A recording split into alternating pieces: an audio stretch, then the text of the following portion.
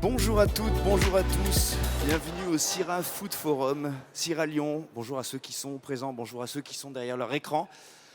On va parler de l'avenir de la restauration. Rien que ça, comment on sent ce qui va coller, une tendance, est-ce qu'on la dessine, est-ce qu'on la choisit quand on crée un lieu, quand on est chef d'entreprise, restaurateur? Est-ce qu'il y a des nouveaux modèles à réinventer en termes de business, des nouvelles tendances à dessiner? Ça fait beaucoup de questions, mais l'homme qui va me rejoindre va sûrement pouvoir y répondre. C'est le PDG de MoMA Group. MoMA Group, pour vous situer, c'est un acteur, on va dire, considérable dans le secteur de la restauration. C'est plus de 30 adresses, 22 restaurants, la plupart à Paris, mais pas seulement. C'est 1400 collaborateurs. Bon, il devrait savoir répondre à nos questions. Je vous demande donc d'accueillir Benjamin Patou.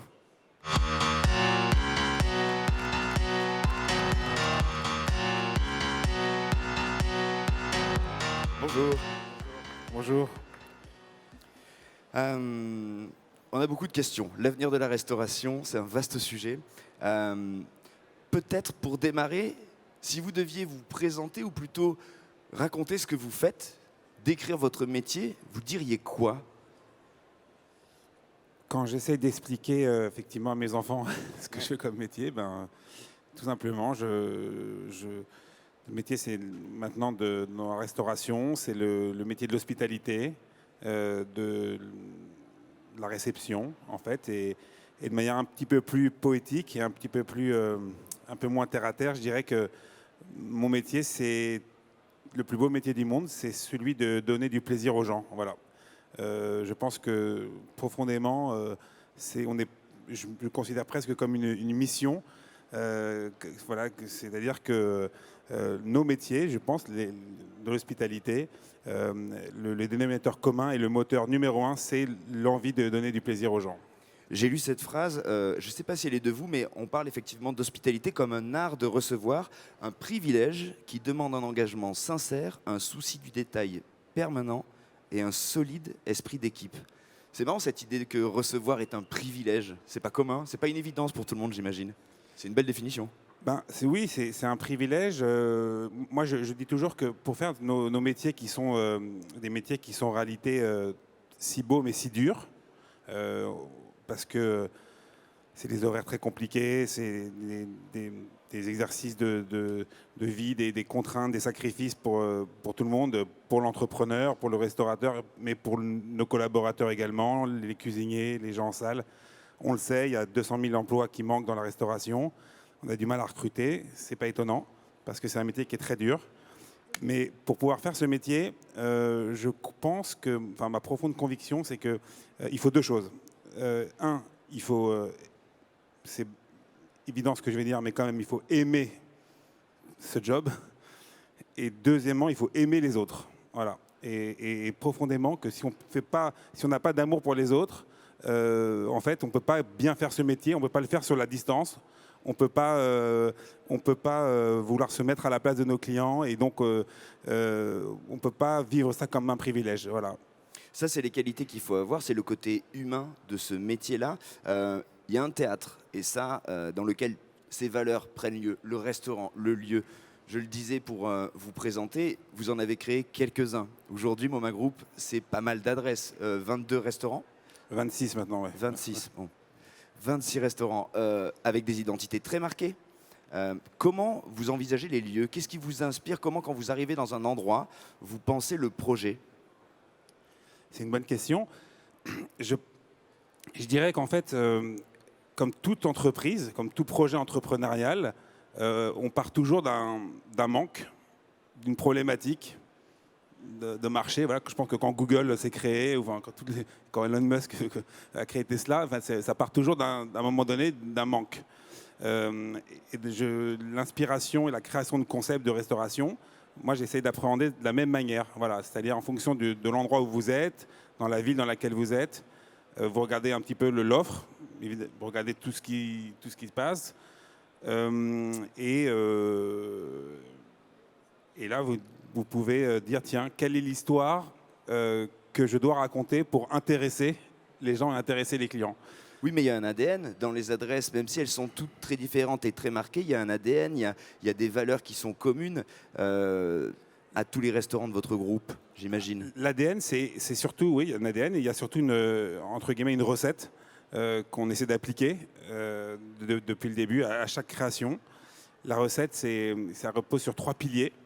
Le premier, c'est nous, on a la particularité d'être un groupe qui profondément axons tout sur la gastronomie et sur l'exigence culinaire.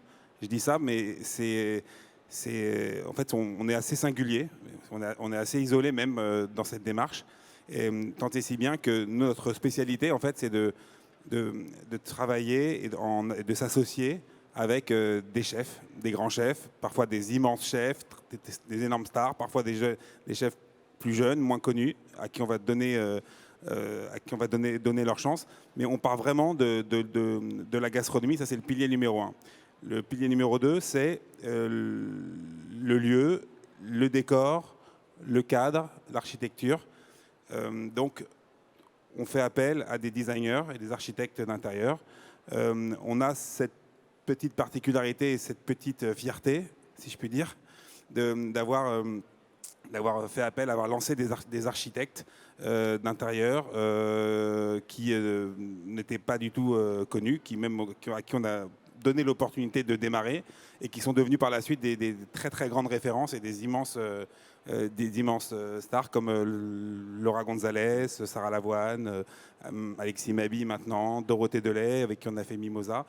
Parce qu'ils sont spectaculaires, ces lieux quand même. Pour eux, c'est une vitrine. Vous parlez de Mimosa, mais Manco, Forest, c'est aussi des Victoria. Même La Pérouse, qui fait partie du groupe, qui n'est pas un lieu que vous avez inventé, forcément, mais qui a un univers marqué. Il y a vraiment cette envie d'avoir à chaque fois, dans chaque adresse, un univers remarquable. C'est assez spectaculaire. Toutes ces, c'est effectivement, c'est la recette, c'est le chemin, la voie qu'on a emprunté pour essayer de faire notre trou en fait dans ce milieu très très concurrentiel de la restauration, parce que moi je ne suis ni Aveyronais, ni Auvergnat, ni fils de restaurateur. Donc quand on arrive comme ça avec cette ambition de créer quelque chose et que personne ne vous attend par définition, effectivement, il faut trouver une idée, il faut trouver une identité, il faut trouver une sorte de touch, si je peux dire. Et c'est celle qu'on a empruntée. Et le troisième pilier, qui est extrêmement important dans notre vision, de notre conception de l'art de recevoir et de l'hospitalité, c'est l'ambiance. C'est l'ambiance, c'est l'atmosphère. C'est comment créer l'ambiance et l'atmosphère. Parce que, grosso modo, je dis toujours, en étant un petit peu provocateur, que c'est facile de faire un restaurant où on mange très bien. C'est facile de voir un restaurant qui est très beau. Il suffit de payer un grand chef et puis de payer un grand décorateur, de mettre beaucoup de moyens. Et là, vous allez avoir un restaurant, vous allez bien manger et vous allez être dans un beau cadre. Mais aujourd'hui, ça ne suffit plus. Voilà. C'est très différent de bien manger que de passer un bon moment. Mais alors, quand on lit très différent. Voilà. Et ça, c'est vraiment la petite spécialité de MoMA. Mais ça, c'est d'essayer de créer les conditions de la magie, de l'alchimie, pour que nos clients, au-delà de bien manger, qui est, je dirais, la condition nécessaire, mais pas suffisante ou plus suffisante. Voilà, notre promesse finalement, c'est de leur garantir qu'en venant chez nous, ils vont passer un bon moment. Et donc, ils vont avoir envie de revenir, qui est le challenge numéro 1 de tous les restaurateurs et tous les restaurants dans le monde. C'est pas de faire venir le client, c'est de le faire revenir. Ça, c'est, je vais vous couper parce que ça vous ressemble. Quand on lit des articles sur vous, les premières choses qui sortent tout le temps, c'est cette faculté à recevoir, à créer une ambiance, à mettre les gens à l'aise et à créer des moments, à donner envie aux gens de revenir tout le temps. On parle tout le temps, dès qu'on lit un article sur vous, c'est ça qui ressort. Cette capacité à créer une ambiance. C'est quoi la recette, la vôtre? Parce que pour le coup, ça a l'air de vous correspondre personnellement. Ben ça, c'est presque la chose la plus difficile à expliquer, à décrire. Et c'est une multitude de petits facteurs, de petits savoir-faire, de petits détails. Ça ne marche pas à tous les coups. Voilà, c'est clair, parce que comme c'est une alchimie et que c'est une magie, et que moi je dis toujours que derrière un succès, quel qu'il soit d'ailleurs, dans n'importe quel secteur, le cinéma, la musique, derrière un succès, il y a toujours un petit miracle. C'est-à-dire toujours un moment qu'on n'arrive pas à expliquer. Pourquoi Intouchable fait 20 millions d'entrées, par exemple, Bon, c'est un très bon film, mais bon, pourquoi ça fait 4 fois 10 fois ce que ça aurait dû faire? À un moment donné, il y a une rencontre entre le public, entre l'œuvre, il y a un moment, et le petit miracle opère en fait. Et à chaque fois qu'on ouvre un restaurant, moi j'ai le trac, parce que voilà, on essaie de réunir tous les ingrédients, mais évidemment après c'est le public qui décide, c'est la vérité du client. Et ça, vous le mesurez à l'ambiance, et j'imagine. la grande différence avec des métiers, notamment du cinéma ou de la musique ou d'autres métiers de création artistique, c'est que nous, et c'est une chance qu'on a dans la restauration, c'est qu'on a une deuxième chance. Une fois que le film il est fini, vous le lancez, bon, là, s'il n'a pas marché, au bout de 3 semaines, vous êtes sorti des salles, merci, au revoir. Alors que dans notre métier, on peut toujours, tous les jours, changer, fine-tuner, rajouter quelque chose, une lumière, changer une musique, changer le discours du personnel, modifier la carte. Et puis, on n'achève jamais en fait un restaurant. Picasso disait achever un tableau, c'est l'achever. Et ben moi, je reprendrais bien cette belle formule à notre compte, nous, gens de la restauration. Alors, c'est une œuvre vivante, en fait. C'est un restaurant, c'est une œuvre c'est une œuvre vivante, voilà, qui grandit, qui évolue chaque jour et à qui il faut prendre soin. Et donc, on a cette opportunité de pouvoir constamment se remettre en question. Dans ce travail de construction, évidemment, il y a la cuisine, vous en parliez, le premier pilier, la gastronomie, les chefs. Il y a des chefs qui ne sont pas connus, il y a des stars aussi qui travaillent dans votre groupe. On pense à Jean-François Piège, par exemple, mais il y a des jeunes talents comme Julien Sebag. Comment ça s'articule votre travail avec comment, une fois qu'on a défini le lieu, une fois qu'on l'a trouvé, une fois qu'on sait à peu près le message qu'on va faire passer, comment on travaille avec des chefs qui ont une identité différente et singulière, parce qu'ils ont des identités bien à eux? C'est une bonne question. Déjà, souvent, moi, quand je discute avec des confrères, souvent ils disent de manière un petit peu provocatrice comme ça, ils disent oh là là, c'est une tannée de travailler avec des chefs, ils sont compliqués, ils ont beaucoup d'ego. Mais moi, Mais c'est faux. Non, c'est certainement vrai, mais qu'ils ont de l'ego. Mais moi, je te le dis très modestement, moi j'ai une passion pour les chefs en fait. J'ai une passion pour les grands cuisiniers, j'ai une passion pour les artistes en règle générale. Et pour moi, les chefs sont des artistes. Donc, c'est sûr qu'il faut savoir travailler avec eux, il faut prendre en considération leur caractère, leur état d'âme, leurs angoisses, leurs doutes. C'est eux qui mettent leur nom finalement sur la façade, c'est eux qui sont garants, et c'est eux qui sont connus du public, c'est pas moi. Donc, il faut être profondément dans le respect et dans l'empathie avec ces chefs. Et il faut aimer les chefs, c'est ce que je disais en fait en introduction, c'est un peu la même logique. Voilà, donc moi personnellement, je prends beaucoup de plaisir à travailler avec les chefs et je dirais même plus, je suis presque incapable de faire un restaurant sans un créateur, un génie à l'idée, à l'initiative, au départ de l'offre de gastronomie. Comment vous les rencontrez? Il y a j'ai beaucoup de confrères qui sont des groupes merveilleux, qui sont très forts et qui sont très puissants, qui marchent très bien, mais qui ont une approche, une philosophie qui est radicalement différente. C'est-à-dire qu'eux, ils veulent, sur le souci de la rationalisation, de la productivité, de tout, ils veulent normer les choses, avoir des cartes qui finalement se ressemblent un peu les unes avec les autres. Voilà, mais ils ont peut-être raison d'un point de vue business, mais nous, encore une fois, on a emprunté un chemin différent. Voilà, on a emprunté une voie différente. Comment ça marche ces rencontres? Comment ils arrivent sur votre chemin, ces chefs? Parce qu'on a l'impression qu'il y a une forme pas de coup de cœur, mais de respect mutuel, d'estime qui est à l'origine de chaque histoire entre vous. Il y a une proximité forcément avec eux dans ce que vous nous dites. Écoutez, ça marche de la plus simple des manières. En fait, c'est dans les valeurs de Moma Group, dans le livret d'accueil qu'on remet à tous nos collaborateurs qui nous rejoignent.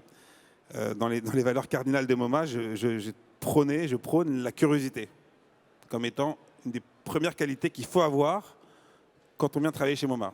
L'esprit d'entrepreneur, l'esprit entrepreneurial et la curiosité. Donc, tout par-delà, moi je suis quelqu'un de très curieux.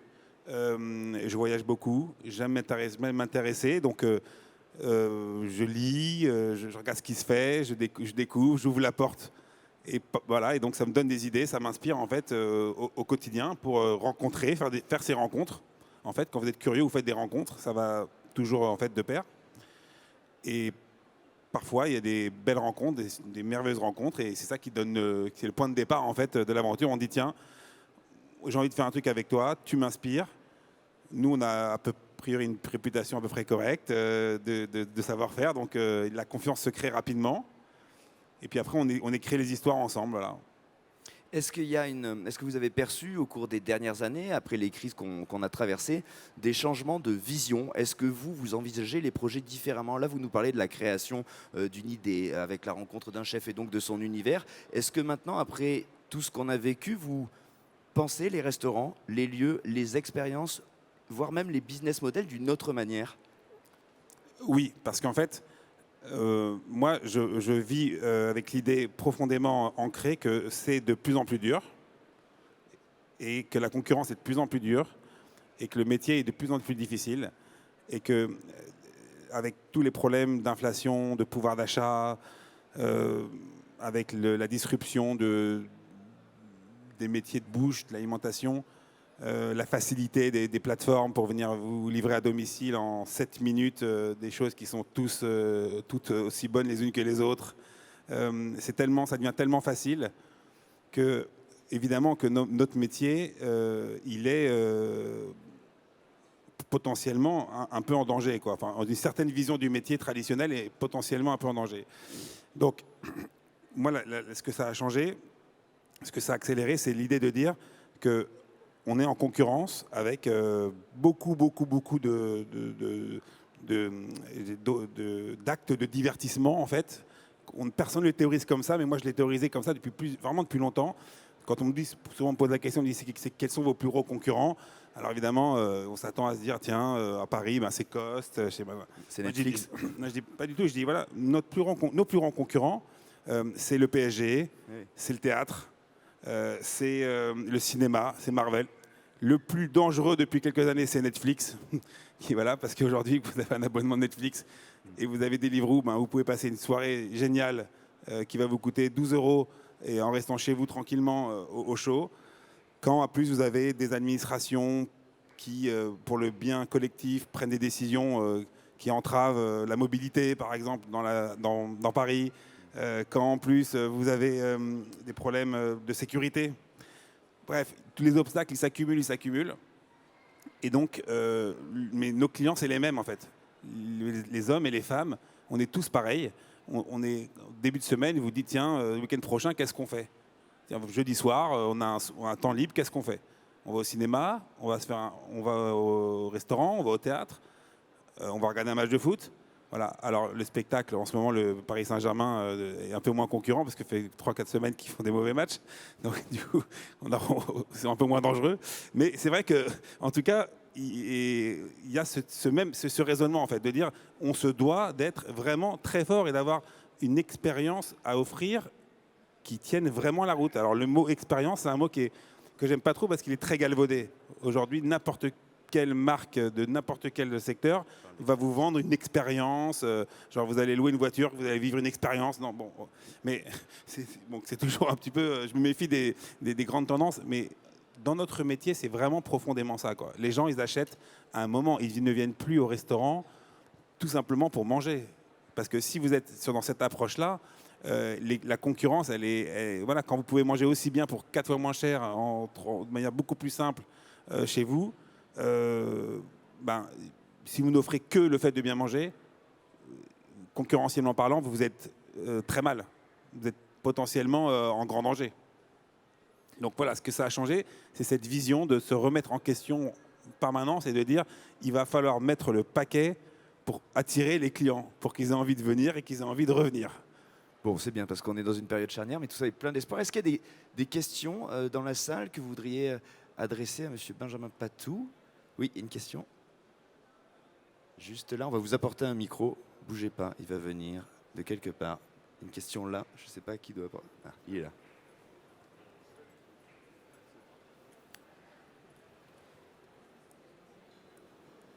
Bonjour.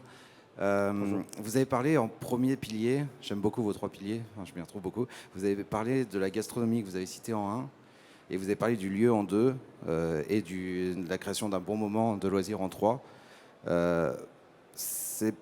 Je voulais savoir si c'était un pur ressenti de ma part. Mais aujourd'hui, j'ai l'impression qu'en fait, il y a une vraie tendance, c'est un ressenti, hein, mais il y a une vraie tendance où le pilier 2, c'est-à-dire le lieu, prend le pas complètement sur le premier pilier. Dans le sens, aujourd'hui, on voit des restaurants marcher avec un savoir-faire en gastronomie pas terrible, mais où par contre le paquet, mais vraiment le paquet a été mis sur l'agencement, sur la déco d'intérieur, enfin c'est carrément des agences de com, comme du coup. Et je voulais savoir si ça c'était un ressenti personnel. Et ces restaurants marchent en fait. Longtemps, je sais pas, parce que c'est un phénomène assez nouveau, mais est-ce que c'est un ressenti personnel que j'ai? Est-ce que cette tendance, vous l'avez vu grandir aussi? Est-ce que vous pensez on parle de l'avenir de la restauration justement, est-ce que vous pensez que ça va s'inverser? Alors, c'est une très bonne question. Alors, c'est justement, précisément, le manque et le besoin, la problématique que j'ai identifiée, moi, quand je me suis lancé dans ce métier. J'avais schématisé, en gros, qu'il y avait deux types de restaurants. Il y avait des restaurants où on mangeait très bien, mais on s'ennuyait, et des restaurants où on s'amusait, mais on mangeait très mal. En gros, dans les années 90, les grandes... voilà, Et je me suis dit, mais pourquoi on est condamné, finalement, à devoir mal manger si on veut s'amuser ou devoir s'embêter si on veut bien manger. Et pour dire la réponse à notre petit niveau de MoMA Group, ça a été de réconcilier les deux. Et je trouve qu'aujourd'hui, en 2023, je ne partage plus vraiment votre constat. Voilà, votre constat, il était très, très, très, très vrai il y a quelques années. Aujourd'hui, il est de moins en moins. En réalité, on ne peut plus prendre les clients pour des idiots, pour des imbéciles. Aujourd'hui, vous savez, il y a 70 millions de chefs cuisiniers en France. Voilà, avec les émissions de Top Chef, avec les émissions culinaires, il y a une ouverture. Donc, on peut plus prendre. Il y a maintenant une sorte de savoir-faire, de connaissance qui s'est considérablement accru. Donc, le restaurant qui privilégie que le décor au profit, au détriment plutôt de la cuisine, c'est plus le cas. Moi, j'ai quand même le sentiment que, en tout cas à Paris, le niveau s'est considérablement élevé partout. Après, c'est subjectif. La cuisine, vous et moi, on peut prendre un plat, vous allez l'adorer, moi, je vais peut-être passer à côté au niveau émotion, et vice-versa. Donc, c'est toujours difficile de quantifier exactement. Mais moi, mon expérience consommateur,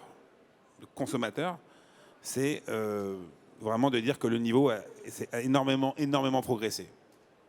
Par nécessité, par éducation, par élévation voilà, d'expertise. Voilà. Il y a une autre question. Il y a une question. Ah, monsieur, il y en a plusieurs. Une question aussi là-bas de monsieur qui lève la main.